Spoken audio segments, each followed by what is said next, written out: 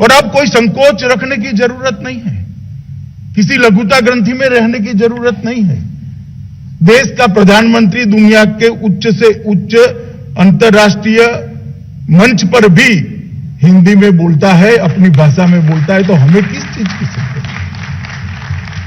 वो जमाना गया जब हिंदी बोलते थे तो होता था कि किस प्रकार से सामने वाला व्यक्ति मेरा मूल्यांकन हो करेगा। आपका मूल्यांकन आपके कामों के आधार पर ही होगा, आपकी क्षमताओं के आधार पर ही होगा, भाषा के आधार पर नहीं होगा। अन्यथा भी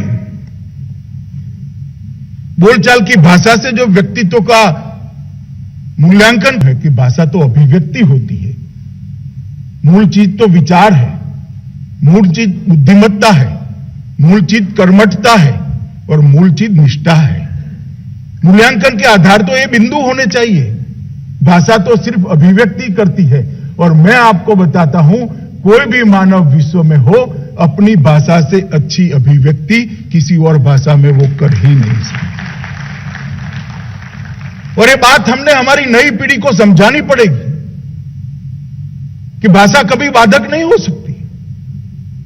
हम गौरव के साथ अपनी भाषा का उपयोग करें, झिझके नहीं। कई सारे ऐसे देश हैं जिन्होंने विज्ञान में, अनुसंधान में, व्यापार में पूरी दुनिया में 1, 2, 3 नंबर प्राप्त करें, वो अपनी भाषा में काम कर रहे हैं, उनको कोई नहीं रोक पाया। हमने भी इस आत्मविश्वास के साथ आगे बढ़ना पड़ेगा। हमने भी इस आत्मविश्वास के साथ हमारी सभी भाषाओं को साथ में लेकर राज्य भाषा को भी आगे बढ़ाना पड़ेगा। और मैं मानता हूं कि अब समय आ गया है कि देश के युवा इस बात को अपने मन के अंदर बिठा ले कि हम हमारी भाषाओं को छोड़ेंगे नहीं। मैं देश भर के अभिभावकों को भी कहना चाहता हूं, भले आपका बच्चा अंग्रेजी माध्यम में पढ़ता हो, इसके बारे में कभी बाहर थोड़े समय के बाद बात, बच्चा अंग्रेजी माध्यम में पढ़ता हो, घर में आप उसके साथ अपनी भाषा में बात करने की शुरुआत करिए, वरना वो अपनी जड़ों से कट जाएगा। कोई बाहर की भाषा हमें इस देश की महान संस्कृति, गौरवमय इतिहास से परिचित नहीं करा सकती। कोई बाहर की भाषा हमें आपके बच्चे को, आपकी बेटी को, आपके बेटों को इस देश के वैचारिक पिंड के साथ नहीं जोड़ सकती। केवल और केवल बच्चे की मातृभाषा ही जोड़ सकती है, क्योंकि वहां का स्थानीय इतिहास, वहां का स्थानीय संस्कार और वहां की स्थानीय गौरवप्रद चीजें उसकी मातृभाषा में ही उपलब्ध है। जिस दिन आप बच्चे को अपनी मातृभाषा का ज्ञान से वंचित कर दोगे, वो अपनी जड़ों से कट जाएगा। और जो लोग अपनी जड़ों से कटते हैं वो कभी ऊपर नहीं जाते हैं। ऊपर तो वही जाते हैं जो वही वृक्ष जाता है जो वृक्ष की जड़ें गहरी भी हो, मजबूत भी हो और फैली हो। इसलिए मैं सभी लोगों को कहना चाहता हूं कि हम हमारी बोलचाल की भाषा गौरव के साथ हम स्थानीय भाषा रखें, राजभाषा को रखें और किसी भी प्रकार के संकोच को हम त्याग दें, लघुता ग्रंथि न रखें और आगे बढ़ने का समय अब आ गया है। और एक जमाना था जब भारत के नेता विदेश में जाते थे तो वहां जो बोलते थे वो शायद ही देश समझ पाता था। पहले अटल जी ने शुरुआत की और नरेंद्र मोदी जी ने उसको एक रवायत बना दिया है कि जहां भी जाएंगे, किसी भी अंतर्राष्ट्रीय मंच पर जाएंगे, हम अपना वक्तव्य भारतीय भाषा में ही देंगे, राजभाषा में ही देंगे। इससे बहुत बड़ा फर्क राजभाषा के गौरव को प्रस्थापित होने में हुआ। ढेर सारे लोगों के मन में जो संकोच था, लघुता ग्रंथि थी, उसका निवारण हुआ। मैं आपको कहता हूं, गृह विभाग में अब अन्य भाषा में फाइल भेजना में संकोच होने लगा है। सोच का परिवर्तन होता है तो कैसे होता है?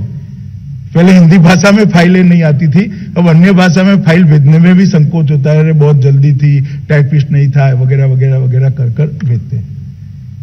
तो परिवर्तन जब होता है तब मानस परिवर्तन भी होता है और हमारा दायित्व है कि जनमानस का परिवर्तन करना हमारी जिम्मेदारी है। जनमानस का परिवर्तन मैं एक बहुत सरल उदाहरण देना चाहता हूं। मित्रों, देश भर में जब कोरोना का आफत आई, कोई अकेले हमारे देश में नहीं थी, दुनिया भर में आई थी, चाहे पहली लहर हो चाहे दूसरी लहर हो। आंकड़े बताते हैं कि भारत ने यह लड़ाई बहुत अच्छे तरीके से लड़ी है। कोई मुझे पूछेगा कि लड़ाई में हम सफल क्यों होंगे, तो मेरा एक सीधा साधा एनालिसिस है कि दुनिया भर के देश ये लड़ाई को इस तरह से लड़े कि कोरोना के खिलाफ लड़ाई सरकारें लड़ी, मगर भारत इस लड़ाई इस तरह से लड़ा कि कोरोना के खिलाफ भारत सरकार, राज्य सरकार और 130 करोड़ की जनता एकमुश्त एकजुट होकर लड़ी, इसलिए हम विजयी हैं। कम से कम क्षति के साथ इसमें से बाहर निकले। और ऐसा क्यों हुआ कि मोदी जी ने लगभग अलग अलग मुख्यमंत्रियों के साथ, राज्यपालों के साथ, व्यापारी मंडलों के साथ, डॉक्टरों के साथ और देश की जनता को संबोधित करने के 35 से ज्यादा प्रयास किए और सभी के सभी राजभाषा में करे तो इसका नीचे तक पहुंचना सुनिश्चित होगा। कारण देश भर में कोरोना के खिलाफ लड़ने का एक वातावरण बना, जनता एकजुट हुई और आज हम कह सकते हैं कि कोरोना के प्रकोप से हम धीरे धीरे बाहर आने की दिशा में आगे बढ़ रहा है देश। मित्रों, अपनी भाषा का महत्व जो नहीं समझता उसको इतिहास में जब लिखा जाता है तब बहुत बड़ा कीमत चुकाना पड़ता है। और मैं चाहता हूं कि हम सब इस बात को समझें, हमारी भाषा के महत्व को समझें, राजभाषा के महत्व को समझें और हमारी भाषा ही हमारे देश को गौरव दिला सकती है, ये वास्तविकता को समझें। मित्रों, हमने संविधान को जब स्वीकारा, इसके साथ ही 14 सितंबर 1949 के एक निर्णय को भी स्वीकार कर लिया कि इस देश की राजभाषा हिंदी होगी और लिपि देवनागरी होगी। बहुत लंबी बहस के बाद यह निर्णय लिया गया था और बहस को कोई पढ़ेगा तो उसका मूल, उसका तत्व और निर्णय के पीछे का एक दूरदृष्टि दृष्टिकोण हमारे समझ में आता है कि कोई भी भारतीय भाषा का एक दूसरे से स्पर्धा नहीं है। सभी भारतीय भाषाएं एक दूसरे की पूरक है, एक दूसरे को बल देती है और इसलिए हिंदी और देवनागरी को स्वीकार करने के साथ ही हमने स्थानीय भाषाओं को, सभी भाषाओं को स्वीकार करने का भी एक निर्णय लिया था।